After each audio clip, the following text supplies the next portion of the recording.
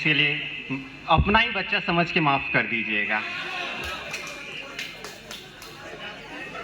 सर्वप्रथम हम अपने एचओडी सर के बारे में बोलना चाहेंगे कि जब कॉलेज में एडमिशन लेने से पहले मुझे इंसोमिया का बीमारी था, मुझे नींद नहीं आता था।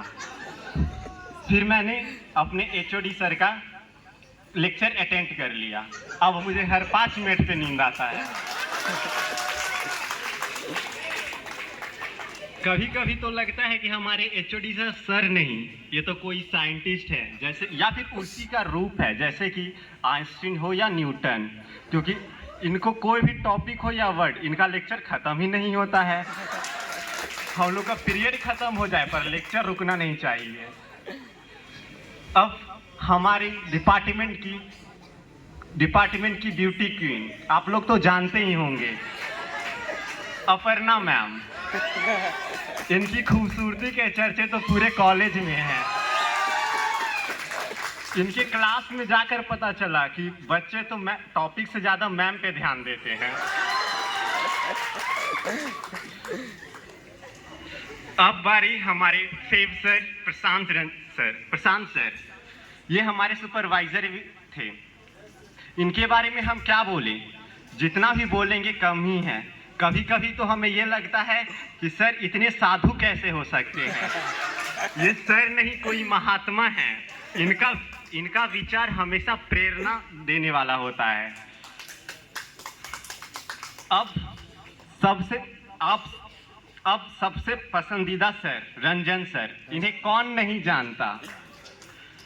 रंजन सर एक नारियल के जैसे हैं, ऊपर से हार्ड बट अंदर से सॉफ्ट। शुरू में हमें लगा कितने कठोर है यार, फिर साथ रहकर पता चला कि सर बहुत अच्छे हैं।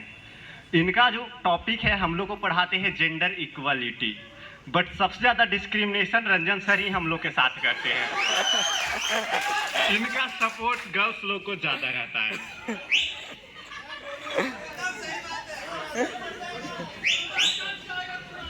अब बारी है उषा मैम।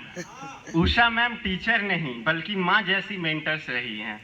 उनका हर मुस्कान और समझाने का तरीका मेरा दिल छू गया है।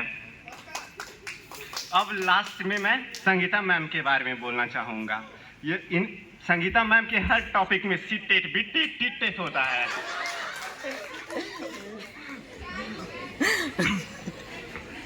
कभी कभी संगीता मैम के बच्चे के लिए मित्र के समान स्नेह देते हैं। कभी कभी तो हमें लगता है कि संगीता मैम एक अच्छे मित्र हैं। अब लास्ट में मैं इस कॉलेज के लिए ऑनेस्ट ओपिनियन, जिसका वास्तविकता से कोई संबंध नहीं है, ये सिर्फ काल्पनिक है। मैंने सोचा नहीं था कि मैं इस कॉलेज में आऊँगा, क्योंकि मैं आना ही नहीं चाहता था। वो तो दूसरे कॉलेज की कट ऑफ ज़्यादा थी। फिर भी मेरे पिताजी ने मुझे आने टाइम बोला था, बेटा no knowledge without college. But अब हमें ऐसा लग रहा है कि पापा you don't have knowledge about this college, वरना आप ऐसा कभी नहीं बोलते। फिर भी इस कॉलेज के जो टीचर हैं मेरे लिए इंस्पायरेशन है। उन्होंने सिखाया कि बेटा अपने काम पे फोकस रखो, किसी और चीज़ पे ध्यान मत दो। इसलिए बच्चे पढ़ते या नहीं पढ़ते इस पे उन्होंने कभी ध्यान नहीं दिया। इस कॉलेज ने एक बड़ी सीख भी सिखाई है कि वर्क प्रेशर को कैसे झेलें। वर्क प्रेशर को कैसे झेलना है, आसान थोड़े ना है एक रात पहले पढ़कर पूरा पेपर क्लियर कर लेना। इस कॉलेज के माहौल या इन्वायरमेंट में एक प्रैक्टिकल चीज़ भी सिखाई गई है कि जिंदगी में हर चीज़ वैसी हो जैसा तुम सोचते हो, जरूरी नहीं।